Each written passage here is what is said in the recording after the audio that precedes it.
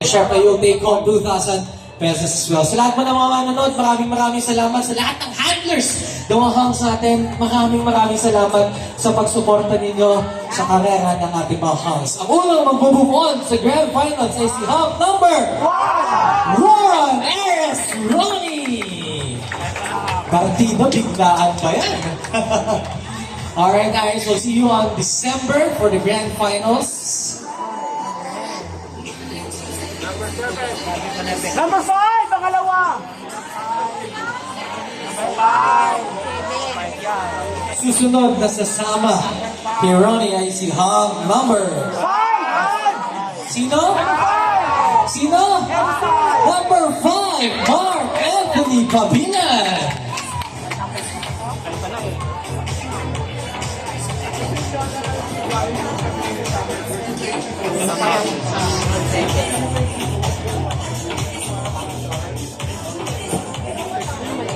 Alright, so we have another Hunk who will move on to the Grand Finals, and after that we'll be announcing our wild card. But before that, salamat ulit sa ating judges this afternoon. Marketing Manager of Talents Manila, Ms. Johnny Gonzalez, maraming salamat po. Of course, Sir Jonathan Alegre, thank you to you. At syempre, the Managing Director of Talents Manila, Mr. Carlo Martin, salamat po. At syempre, Ms. Sahara Cruz. Joining our two Hunks who will move on to the Grand Finals ay si Hunk number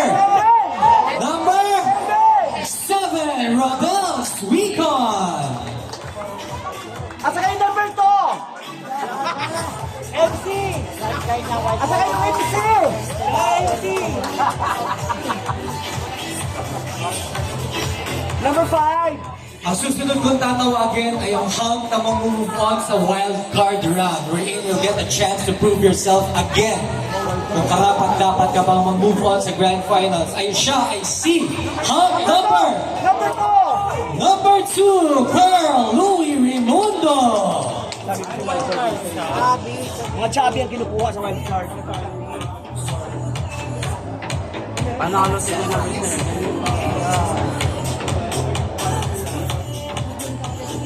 Number 6! At ito na, ang huling Hunk na magbibigyan pa ng pagkakataon. Para sa hindi matatawag na Hunks, this is not the end of the road. May chance pa, mag-workout pa tayo. If you need to train more, you go for it. Congratulations! You move on to the wild card round. Hunk number 4, Harvey Gala.